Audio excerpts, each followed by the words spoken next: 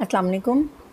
Computer architecture chapter number 2 lecture number 2 instructions language of the computer. Instruction set. अच्छा जी, different computers have different instruction sets but with many aspects in common. इसका क्या मतलब है? हर system जो है उसकी डिफरेंट इंस्ट्रक्शन सेट है, उसका एक आर्किटेक्चर होता है जिसके अकॉर्डिंग इंस्ट्रक्शन सेट डिज़ाइन होती है। लेट्स सपोज आप हार्डवेयर का कोई सिस्टम एक प्रोसेसर लेते हैं तो उसकी इंस्ट्रक्शन सेट जो है वो डिफरेंट है।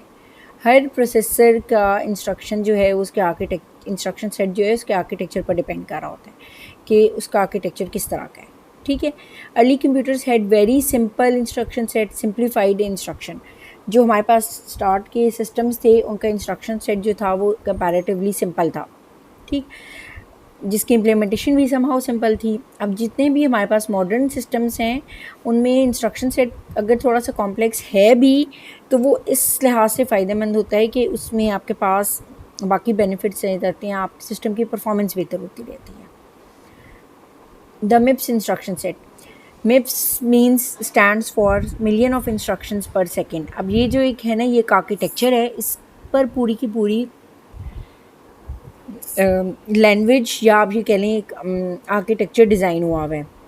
ठीक है, मिप्स का जो आर्किटेक्चर जिसको हम कहते हैं, जिसको अब हम इस कोर्स में थ्रू आउट देखेंगे कि मिप्स का इंस्ट्रक्शन सेट है क्या, उसका आर्किटेक्चर किस तरह का है।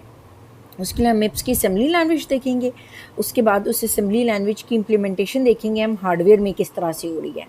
इसका मतलब क्या है कि आपने एक तो असेंबली लैंग्वेज को थ्रू आउट देखेंगे, उसकी इंस्ट्रक्शंस किस तरह से हैं, इंस्ट्रक्शन की एग्जीक्यूशन किस तरह से होती है, फिर इंस्ट्रक्शंस को आप कन्वर्ट किस तरह से करते हैं बाइनरी में, और बाइनरी में कन्वर्ट करने के बाद उसमें प्रोसेसर की एग्जीक्यूशन किस तरह से होती है, प्रोसेसर का कंट्रोल पार्ट, डाटा पाथ, और उसके बाद सिंगल साइकिल इम्प्लीमेंटेशन और मल्टी साइकिल इम्प्लीमेंटेशन। ठीक है, अब है क्या? Stanford MIPS commercialised by MIPS technology. mips.com पर आपको इसकी काफ़ी सारी इंस्ट्रक्शंस भी मिल जाएंगी, उसकी इंस्ट्रक्शन सेट, उसकी इंस्ट्रक्शन की एग्जीक्यूशन भी मिल जाएगी। Large share of embedded code market application in consumer electronics. अब ये जो है ना, आप ये कह लें ये एक बेसिक आर्किटेक्चर है मिप्स का असेंबली लैंग्वेज पर। अब इसी पर फिर आपके पास 8086 की सीरीज़ और वो सारी असेंबली लैंग्वेज हैं। ये आप ये कह लें कि ये बेस है, ठीक है। अच्छा, अब सबसे पहली आप जब एक इंस्ट्रक्शन आर्किटेक्चर पढ़ते हैं, इंस्ट्रक्शन सेट पढ़ते हैं, तो इसमें सबसे पहली जो अरिथमेटिक ऑपरेशन होता है, अरिथमेटिक ऑपरेशंस मींस एडिशन और सब्ट्रैक्शन का, तो उसमें सबसे बेसिक इंस्ट्रक्शन जिसको मैंने पिछले भी लेक्चर में बताया था आपको, एडिशन की है, एडिशन और सब्ट्रैक्शन की।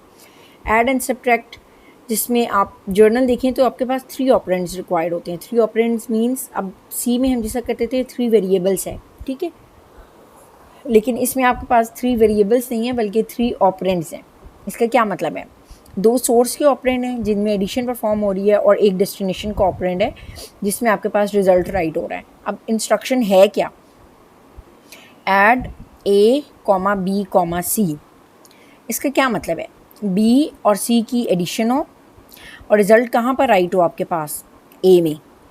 जो पहला वाला वेरिएबल होता है मिप्स में वो हमेशा डेस्टिनेशन ऑपरेंड होता है, वो डेस्टिनेशन के लिए कंसिडर होता है हमेशा। ये अब आप कह लें ये इसका रूल है इस लैंग्वेज का कि फर्स्ट वेरिएबल जो है उसमें डेस्टिनेशन होगा, बाकी आगे 2 वेरिएबल हैं या 1 वेरिएबल है वो आपके लिए सोर्स होगा।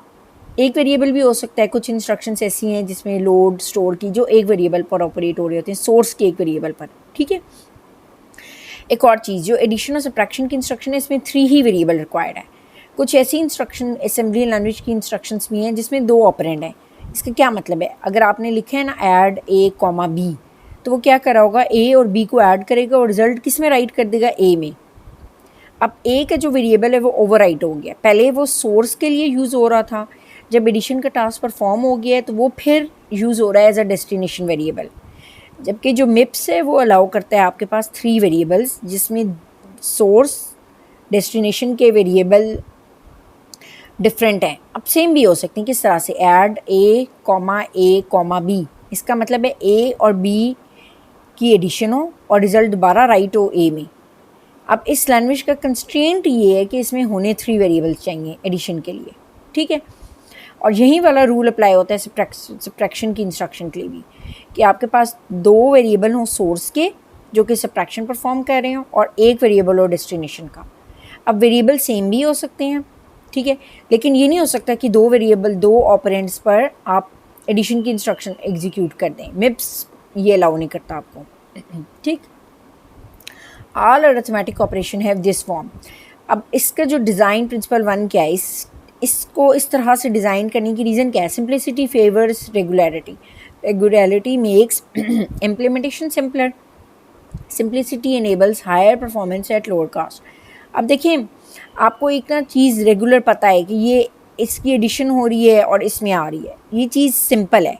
सिंप्लिसिटी किस चीज़ को इनेबल करती है? सिंप्लिसिटी आपके पास इनेबल करती है सिस्टम की परफॉर्मेंस को बेहतर कर रही होती है, ठीक है। अब इसकी एक एग्जांपल है, अरिथमेटिक की एग्जांपल किस तरह से। लेट्स सपोज आपके पास एक सी का कोड है, f is equals to G plus H minus I plus J. आपने इसका ना कंपाइल मिप्स कोड डिज़ाइन करना है।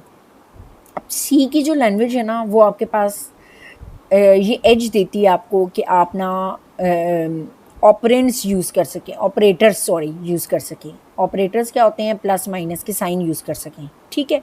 ये सी लैंग्वेज, हाई लेवल लैंग्वेजेस जो होती हैं वो आपको ये एक एज प्रोवाइड करती हैं।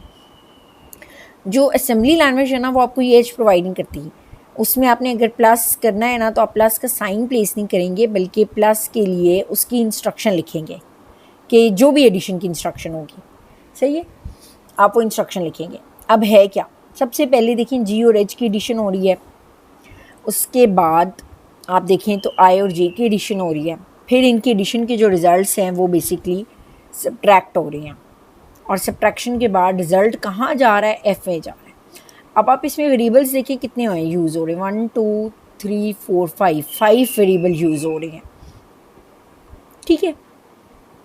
अच्छा, अब अगर मैं इसका कोड लिखूँ, मैं किस तरह से लिखूँगी? Add T0, G, H। T0 एक हमने टेम्परेरी वेरिएबल बना लिया है, रजिस्टर है, ठीक है। इसमें क्या हो रहा है? T0 में G और H की एडिशन का रिजल्ट आ रहा है, ठीक। उसके बाद ऐड T1, I, J। अब इसमें क्या हो रहा है कि I और J की एडिशन हो रही है और रिजल्ट कहाँ जा रहा है? T1 में जा रहा है। देखिए, आपने इसका रिजल्ट भी स्टोर करना है कहीं, और इसकी एडिशन का रिजल्ट भी स्टोर करना है। रिजल्ट कहीं स्टोर होगा तो फिर उनको सब्ट्रैक्ट करेंगे ना, ठीक है जी। उसके बाद क्या किया आपने? सब्ट्रैक्ट किए किसको? जहाँ पर इनकी एडिशन का रिजल्ट पड़ा था, डैट इज़ T0, और जहाँ पर आई और जे की एडिशन का रिजल्ट पड़ा था, डैट इज़ T1। आपने इन दोनों को सब्ट्रैक्ट किया, रिजल्ट कहाँ राइट कर दिया? एफ में। सीक्वेंस आपको इंस्ट्रक्शन का समझ आया, एडिशन और सब्ट्रैक्शन की इंस्ट्रक्शन का, कि 3 वेरिएबल्स हैं, 3 ऑपरेंड्स हैं। जो फर्स्ट है वो डेस्टिनेशन है, जो बाकी आगे 2 क्या हैं? सोर्स हैं, ठीक है। अब आपने ना इंस्ट्रक्शन का सीक्वेंस भी मेंटेन करना है। ऐसा नहीं है कि पहले सब्ट्रैक्शन की इंस्ट्रक्शन लगा दिए फिर बाकी एडिशन की, नहीं। आप खुद लॉजिकली देखें तो एडिशन इसकी और एडिशन इनकी, एडिशन होगी तो फिर ही सब्ट्रैक्शन पॉसिबल है, अदरवाइज तो आपके पास सब्ट्रैक्शन पॉसिबल नहीं है, सही है। अच्छा, ये चीज़ हो सकती है कि आप इन दोनों इंस्ट्रक्शन को ऊपर नीचे लिख सकें, मतलब आई और जे की एडिशन लिख दें पहले, फिर जी और एच की। अब ये नहीं हो सकता। ये किस सिनेरियो में हो सकता है? इसमें 2 कंस्ट्रेंट है। ये आप ऊपर नीचे इंस्ट्रक्शन लिख सकते हैं अगर यहाँ पर प्लस का साइन होता। यहाँ पर क्या साइन है? माइनस का। ये माइनस का साइन क्या इंडिकेट कर रहा है? कि आपने इसके रिजल्ट में से इसको सब्ट्रैक्ट करना है, ठीक है। 5 में से 3 को सब्ट्रैक्ट करें, 3 में से 5 को सब्ट्रैक्ट करें, रिज़ल्ट 2 ही आएगा, लेकिन एक के साथ माइनस का साइन आएगा, एक के साथ प्लस का साइन आएगा। ये जो साइन है ये बहुत इंपॉर्टेंट है, सही है। रिज़ल्ट दोनों के साथ सेम आ रहा है ना, 2 ही आ रहा है, लेकिन साइन है। अब अगर ये चीज़ हम कर सकते थे कि हम ये वाली इंस्ट्रक्शन ऊपर लिख दें, एडिशन की नीचे लिख दें, किस तरह से? अगर यहाँ प्लस होता फिर क्या होता? 5 और 3 दोनों ऐड हो रहे हैं, 5 में 3 ऐड करो, 3 में 5 ऐड करो, रिजल्ट क्या आएगा? 8 आएगा। रिजल्ट आपके पास क्या आ रहा था? 8 आ रहा था, ठीक है जी। अच्छा, अब रजिस्टर ऑपरेंड्स क्या हैं? इससे पहले हम लोगों ने जो इंस्ट्रक्शंस में ऑपरेंड यूज़ किए हैं वो वेरिएबल यूज़ किए हैं, जी, एच, आई, जे, एफ, T0, T1। ये तो एक जर्नल सा आर्किटेक्चर है ना, जो मिप्स आपको अलाउ करता है वो है जी रजिस्टर ऑपरेंड। मिप्स आपको अलाउ करता है सारे के सारे टास्क एग्जीक्यूट करने हैं रजिस्टर्स में। क्यों? क्योंकि ये मशीन लैंग्वेज है, वो सॉरी असेंबली लैंग्वेज है, रजिस्टर बेस्ड लैंग्वेज है। अब है क्या? Arithmetic instructions use register operands. इसका मतलब ये है कि ये एडिशन की और सब्ट्रैक्शन की जो इंस्ट्रक्शन है यहाँ पर रजिस्टर होने चाहिए इन वेरिएबल्स की जगह। किस तरह से? मिप्स have 32 by 32 bit register file. Register file है जिसकी लेंथ और विड्थ क्या है? 32 बिट।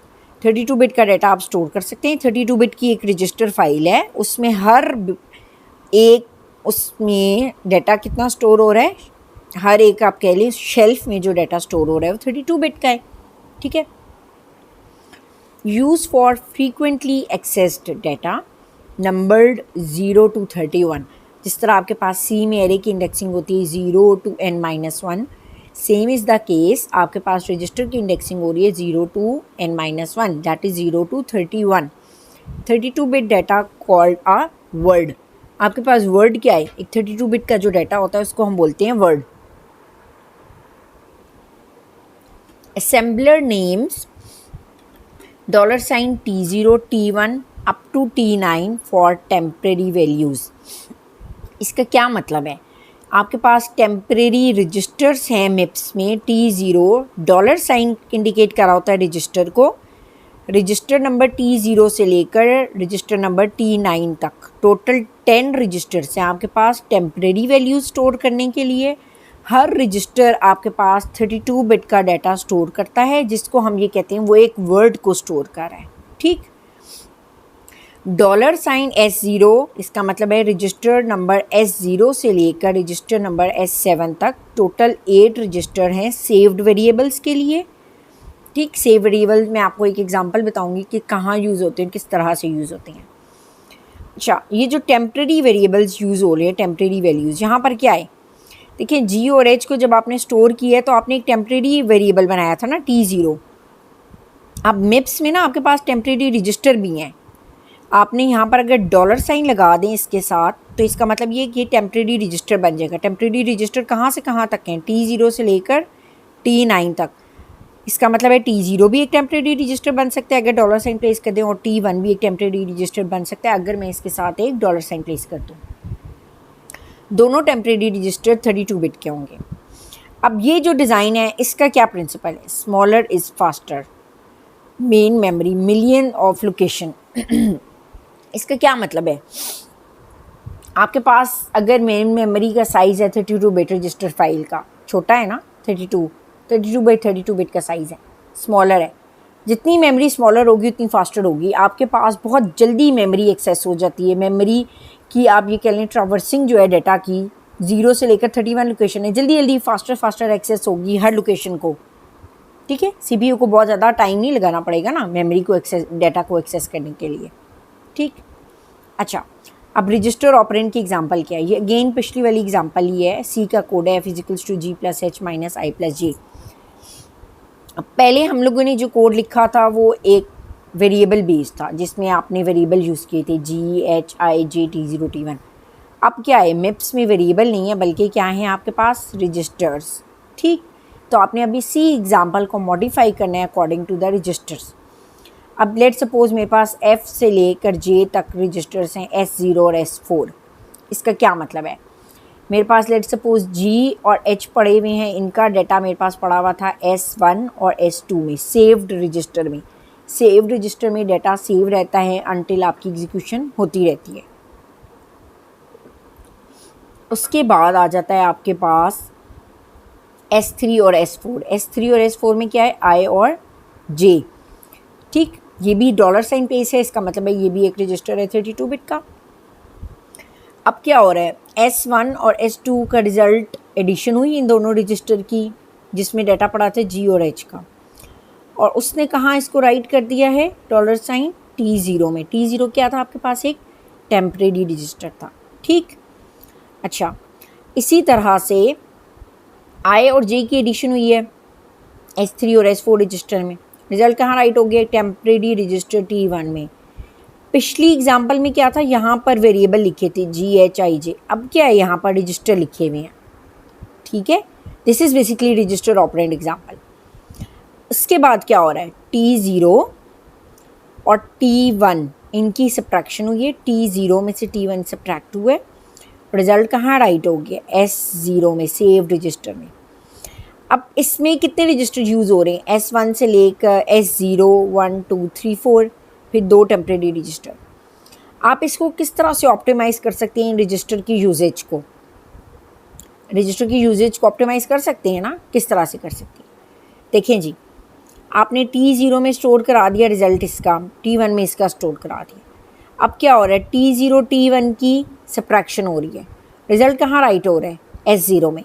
आप इस सेव्ड रजिस्टर की जगह S1 में भी रिज़ल्ट राइट करवा सकते हैं। S1 भी तो सेव्ड रजिस्टर है ना, S2 भी सेव्ड रजिस्टर है, S3 भी सेव्ड रजिस्टर है, S4 भी सेव्ड रजिस्टर है। आप इन चारों में से किसी में भी रिज़ल्ट सेव करवा सकते हैं। इसी में क्यों करवा रहे हैं, अगर आप इसमें से किसी में करवाएंगे तो आपके पास इनका डाटा लॉस हो जाएगा। अगर S1 में करवाएंगे तो इसका मतलब है G में जो डाटा पड़ा था वो ख़त्म हो गया है, अब G में उसका एक्चुअल डाटा नहीं है बल्कि इनकी सब्ट्रैक्शन का रिजल्ट है, G और H की और I और J की, ठीक है। डाटा ओवरराइट हो गया, रजिस्टर ओवरराइट हो गया बल्कि। अब अगर आप ये चाहते हैं कि रजिस्टर ओवरराइट ना हो तो फिर तो डेफिनेटली आप S0 में स्टोर करवाएं। अगर आपको नियर फ्यूचर में G और H की ज़रूरत नहीं है, G की, आपको नियर फ्यूचर में इस कोड में G की ज़रूरत नहीं है, तो फिर आप क्या करें, फिर आप इसको रहने दें।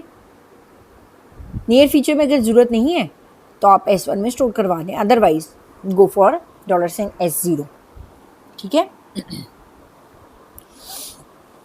अच्छा, अब ये तो था हमारे पास रजिस्टर ऑपरेंड। अब मेमोरी ऑपरेंड्स क्या है, main memory use for composite data, array, structure, dynamic data. अच्छा, अब आपके पास ना मेमोरी में ना ये जो एरे, स्ट्रक्चर्स आप जितने बनाते हैं, डाटा स्ट्रक्चर की जितनी चीज़ें हैं सारी आपके पास मेन मेमोरी में आ रही होती है, ठीक है। होती किस तरह से, एरे की आपके पास same type of data store कर रहे होते हैं आप, कंजेक्टिव लोकेशन होती है मेमोरी की जो कि ऑक्यूपाई करता है, ठीक है। स्ट्रक्चर क्या है आपके पास, डिफरेंट टाइप ऑफ डाटा को स्टोर कर सकता है ना, ठीक है। अब होता क्या है, कंजेक्टिव मेमोरी जहाँ आ जाती है ना, वहाँ पर आप देख रहे होते हैं कि मेमोरी का मेरा ये वाला ब्लॉक रिजर्व हो गया एरे के लिए, बाकी मेरे पास पूरी मेमोरी खाली है। अब उस बाकी पूरी मेमोरी को मैंने अपने कोड के अकॉर्डिंग डिज़ाइन करना है, या मेरा कोड बाकी मेमोरी को यूज़ करे। टू अप्लाई अरिथमेटिक ऑपरेशंस, अगर आपने अरिथमेटिक ऑपरेशन पर अप्लाई करनी है मेमोरी के लिए, लोड और स्टोर, ये दो चीज़ें सबसे इम्पॉर्टेंट है। ये दो हैं अरिथमेटिक इंस्ट्रक्शंस, लेकिन ये यूज़ रजिस्टर को नहीं कर रही होती हैं, मेमोरी को कर रही होती हैं। इससे पहले हमने जो दो इंस्ट्रक्शन पढ़ी हैं, एडिशन की और सब्ट्रैक्शन की, वो दो इंस्ट्रक्शंस आपके पास रजिस्टर को यूज़ कर रही हैं, उसमें सारा काम रजिस्टर में हो रहा है। ये जैसे पीछे एग्जांपल है, एडिशन में तीनों ऑपरेंड रजिस्टर हैं और सब्ट्रैक्शन में भी तीनों ऑपरेंड के आपके पास रजिस्टर है। इसका मतलब है ये रजिस्टर बेस्ड एग्जांपल है जिसमें तीनों ऑपरेंड रजिस्टर हैं, सोर्स भी और डेस्टिनेशन भी। अब जो आपके पास अरिथमेटिक ऑपरेशन है, लोड और स्टोर, ये है तो आपके पास अरिथमेटिक इंस्ट्रक्शन, लेकिन ये यूज़ मेमोरी को भी कर रही होती है, खाली रजिस्टर को नहीं कर रही होती। इन दोनों इंस्ट्रक्शन में या सोर्स मेमोरी होता है या डेस्टिनेशन मेमोरी होता है, ठीक है। अब लोड क्या कर रहा होता है, load values from memory into register, name indicate कर रहा है थोड़ा सा लोड, इसका मतलब है आप डाटा को लोड कर रहे हैं from memory to register. Store क्या करता है, store results from register to memory. अब स्टोर ने क्या करना है, जो काम रजिस्टर में हुआ है उसको उठाए और उसको दोबारा मेमोरी में प्लेस कर दे। लोड का बिल्कुल ऑपोजिट है, ठीक है। अच्छा, मेमोरी आपके पास जो होती है ना वो बाइट एड्रेस्ड होती है। बाइट एड्रेस का क्या मतलब होता है, each address identify an 8-bit byte. हर एड्रेस जो होता है वो आपके पास 8-bit बाइट का होता है, ठीक है। Words are aligned in memory, address must be a multiple of 4। अच्छा, मिप्स की जो मेमोरी है, इस चीज़ का क्या मतलब है, मिप्स की जो मेमोरी है ना वो बाइट एड्रेस्ड है। बाइट एड्रेस्ड किस तरह से है, मिप्स की मेमोरी का अगर पहला इंडेक्स 0 है तो नेक्स्ट इंडेक्स 4 है, उसके बाद नेक्स्ट इंडेक्स 8 है। कितने कितने का डिफरेंस आ रहा है, address are aligned in address must be multiple of 4। ये जो इसका एड्रेस है ना ये 4 का मल्टीपल है, पहले 0 है फिर 4 फिर 8, 4 का मल्टीपल चल रहा है ना, ठीक है। अगर हम जर्नल मेमोरी देखें तो किस तरह से होगी एड्रेसेस उसके 0 1 2 3 4 5 6। मिप्स में क्या है आपके पास 0 4 8, ठीक है, एड्रेसेस इसकी मेमोरी के। ये चीज़ आपने हमेशा याद रखनी है कि मिप्स की जो मेमोरी है उसमें वो words are aligned in memory और address must be a multiple of 4। Okay, इसकी एक एग्जांपल है आगे 4 मल्टीपल ऑफ 4 की, वो मैं आपको करवाती हूँ। आप ये स्लाइड थोड़ी सी ये वर्ड याद रखने। अच्छा, अब मेमोरी ऑपरेंड एग्जांपल क्या है? मेमोरी ऑपरेंड एग्जांपल में लेट सपोज आपके पास एक सी का कोड है g is equals to h plus a of 8। अब ये जो चीज़ है h, ये तो एक वेरिएबल है, इसका मतलब हमें समझ आ रहा है कि हम एक रजिस्टर यूज़ कर सकते हैं। बीच में प्लस का साइन लिखा है, इसका मतलब है डेफिनेटली एक एडिशन की इंस्ट्रक्शन भी होगी। ये a ऑफ 8 क्या है? a ऑफ 8 इंडिकेट करिए एक एरे है, उसका कौन सा इंडेक्स है? 8th इंडेक्स है। आपके पास एरे क्या है? कंसेक्टिव मेमोरी लोकेशन है, ठीक है। अब g, लेट सपोज g जो वेरिएबल है वो आपके पास $S1 में है। h जो है वो लेट सपोज आपके पास $S2 में है, ठीक है। दोनों रजिस्टर्स है ना GH। अच्छा, अब आपके पास जो एरे होता है ना, उस एरे को आप मेमोरी में एक्सेस किस तरह से करती हैं? आप एरे को एक्सेस करती हैं मेमोरी में with the help of base address. Base address क्या होता है? उसका स्टार्टिंग एड्रेस होता है। आप ये कह लें अगर एरे का आपको बेस एड्रेस पता चल जाए तो आप एरे की किसी भी लोकेशन को एक्सेस कर सकती हैं। अगर मुझे एरे का स्टार्टिंग इंडेक्स पता चल जाए तो मैं उस एरे का हर इंडेक्स एक्सेस कर सकती हूँ। अब मेरे पास जो एरे का बेस एड्रेस गिवन है वो इस रजिस्टर में गिवन है, लेट सपोज $S3 में। इस S3 की मदद से मैं ना इसकी 8th लोकेशन को एक्सेस कर सकती हूँ। अब अगर हमने इसका मिप्स का कोड कंपाइल करना है किस तरह से, इंडेक्स 8 रिक्वायर्स ऑफसेट ऑफ 32।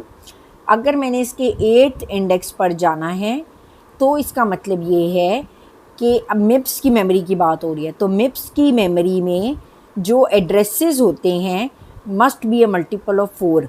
अगर मेरे पास सिंपल मेमोरी होती तो मैं एरे की डायरेक्टली 8th लोकेशन पर चली जाती। अब मिप्स की मेमोरी है तो मिप्स की मेमोरी में मैं 8th लोकेशन पर नहीं जाऊंगी बल्कि 32 लोकेशन पर जाऊंगी, तो मेरे पास a ऑफ 8 का एड्रेस आएगा।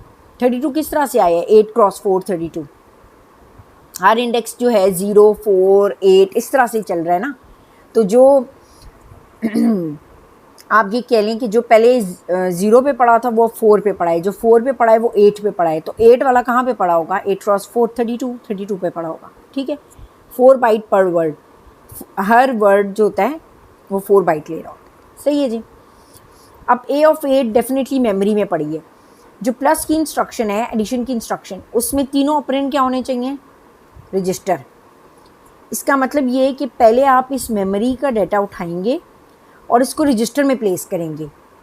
आपके पास मेमोरी से डाटा रजिस्टर में आएगा, उसके बाद आप एडिशन परफॉर्म कर सकते हैं।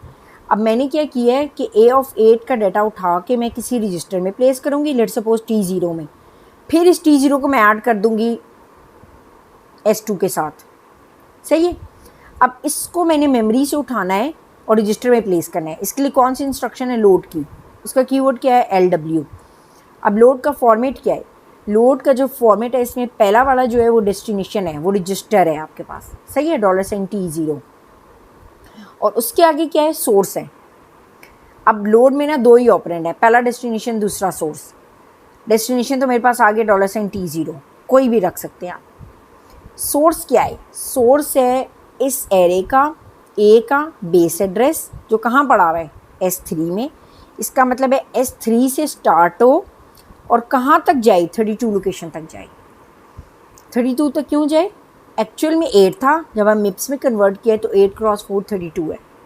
ये वो वर्ड उठाएगा जो यहाँ पे पड़ा हुआ है इस लोकेशन पर, उसको उठाकर प्लेस करेगा T0 में, ठीक है, समझ आ गई। उसके बाद एडिशन होगी किसकी? S2 की और T0 की, और रिज़ल्ट कहाँ राइट होगा? $S1 में, ठीक है। अच्छा, अब एक ये और एग्जांपल है मेमोरी ऑपरेंड एग्जांपल 2। इसमें क्या हो रहा है कि H और H प्लस A ऑफ 8 तो है, ये तो अभी हमने कर लिया। अब रिज़ल्ट रजिस्टर में नहीं जा रहा, इधर तो रजिस्टर में जा रहा था ना, इधर रिज़ल्ट रजिस्टर में नहीं जा रहा बल्कि आपके पास रिज़ल्ट कहाँ जा रहा है? आपके पास अगेन मेमोरी में जा रहा है। पहले आपने लोड की इंस्ट्रक्शन लगाई जो कि इस एरे के बेस इंडेक्स से स्टार्ट होगा $S3 से, और कहाँ जाएगा, 32 इंडेक्स पर जाएगा। ए ऑफ 8 उठा लिया, उसको प्लेस करवाया T0 में, उसके बाद एडिशन होगी T0 की और H की, और रिज़ल्ट कहाँ राइट हो गया, T0 में। T0 बाद में हमें ज़रूरत नहीं थी तो हमने T0 यूज़ कर लिया। अब मैंने डाटा को स्टोर करवाना है मेमोरी में। लोड जो होता है वो डाटा उठा रहा होता है मेमोरी से रजिस्टर में। अब रजिस्टर में डाटा आ गया है, एडिशन की इंस्ट्रक्शन, इनकी एडिशन की इंस्ट्रक्शन कहाँ गई, T0 में। अब रजिस्टर से डाटा मैंने लेकर जाना है मेमोरी में। अब स्टोर की जो इंस्ट्रक्शन है ना, उसका फॉर्मेट लोड की इंस्ट्रक्शन की तरह का ही है। पहला वाला रजिस्टर है और उसके आगे सोर्स है, लेकिन इसका मतलब क्या है, इसका मतलब ये नहीं है कि ये सोर्स है और ये डेस्टिनेशन है। इसका मतलब ये है, स्टोर की इंस्ट्रक्शन वाहिद एक इंस्ट्रक्शन ऐसी है मिप्स की जिसमें पहला वाला डेस्टिनेशन है, सॉरी सोर्स है, और दूसरा डेस्टिनेशन है। ठीक है, अब डेस्टिनेशन क्या है, ए ऑफ 12, 12 इंटू 4 48। एरे का बेस इंडेक्स क्या है, S3। इसका मतलब है यहाँ पर डाटा राइट हो, ये डेस्टिनेशन है, और किस चीज़ को उठाई, T0 को, टॉलरेंस T0 को उठाया उसने। होना ये चाहिए था कि T0 इधर आता और ये इधर आता। ये स्टोर की वाहिद इंस्ट्रक्शन एक ऐसी इंस्ट्रक्शन है जिसमें आपके पास पहला वाला जो ऑपरेंड है वो सोर्स है, दूसरा डेस्टिनेशन है, लेकिन एग्जीक्यूशन लोड की और स्टोर की डिफरेंट है, लॉजिकल डिफरेंस है, कॉन्सेप्ट डिफरेंट है, लेकिन इंस्ट्रक्शन सेम है, लिखने का तरीका। ठीक है अच्छा जी, अब क्या है, एक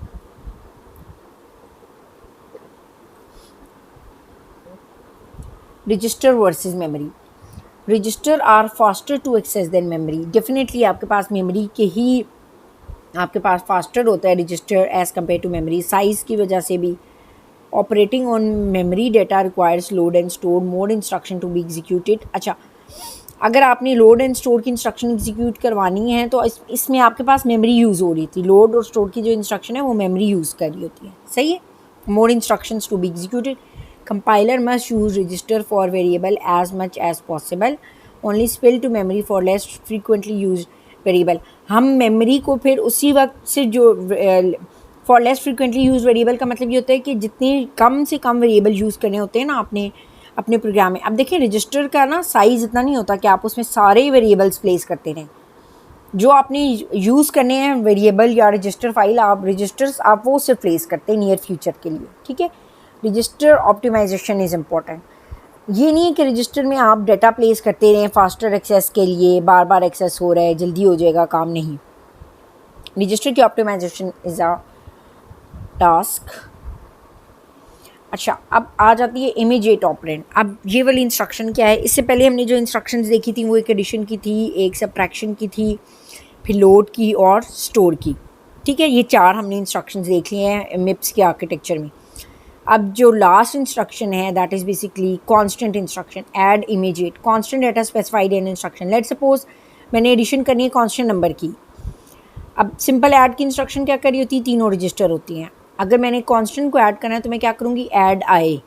इसका मतलब ये है कि आई मीन्स इमीडिएट, इमीडिएट को हम कांस्टेंट भी बोलते हैं। ठीक है जी, इसका मतलब ये जो लास्ट ऑपरेंड है ना वो ही कांस्टेंट होगा, इधर ये वाला नहीं कांस्टेंट हो सकता। इमीडिएट की इंस्ट्रक्शन में लास्ट वाला जो ऑपरेंड है वो कांस्टेंट होगा, ये वाला नहीं हो सकता। आपने इन दोनों को ऐड किया और रिजल्ट कहाँ राइट कर दिया, इसमें S3 में। ठीक है, no subject immediate subtract immediate instruction, just use as a negative constant.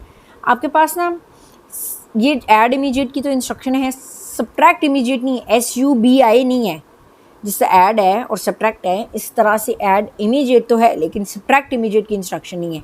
आपने अगर नेगेटिव करना है तो आपने नेगेटिव कांस्टेंट प्लेस कर देंगे -1 के साथ। ठीक है जी, add immediate $, S1, -2। Design principle 3, make the common case fast, small constants are common, immediate operand avoid a load instruction. बजाय इसके कि इमीडिएट टाइप का जो डाटा है, कांस्टेंट का डाटा, ये आप मेमोरी से उठाकर प्लेस करें। जब मेमोरी से उठाकर आप प्लेस करेंगे तो आपने लोड की इंस्ट्रक्शन लगानी होगी, एक और इंस्ट्रक्शन बढ़ जाएगी। आप उस चीज़ को रोकने के लिए आप क्या करेंगे कि आप लोड की इंस्ट्रक्शन ना लगाएं, आप इमीडिएट का ऑपरेंड यूज़ कर सकते हैं। ठीक है, जैसा ऐड इमीडिएट है, ये आपने एक वेरिएबल यूज़ कर दिया। ठीक है, सब्ट्रैक्ट इमीडिएट की इंस्ट्रक्शन नहीं होती, आप सिर्फ नेगेटिव कांस्टेंट प्लेस कर सकते हैं। ठीक,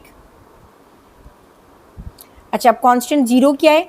डॉलर साइन ज़ीरो मिप्स में एक रजिस्टर है 32 बिट का, MIPS register zero dollar sign zero is a constant zero, can not be overwritten. अच्छा, ये ओवर राइट नहीं हो सकता, ये ज़ीरो ज़ीरो ही रहेगा। यूजफुल कि आपके पास लेट सपोज आपने S1 में ना ज़ीरो ऐड करवाना है, तो बजाय इसके आप यहाँ पर ज़ीरो लिखें ऐड इमीडिएट, आपने ऐड की इंस्ट्रक्शन ये लिखी है जिसमें तीनों रजिस्टर्स हैं और आपने डॉलर साइन ज़ीरो लिख दी है। अगर ऐड इमीडिएट लगाते तो यहाँ पर ज़ीरो लिख देते और फिर ज़ीरो डाल देता। ठीक है, अब आपने क्या कर दिया, डॉलर साइन ज़ीरो लिख दी है तो वो ज़ीरो को ऐड करेगा।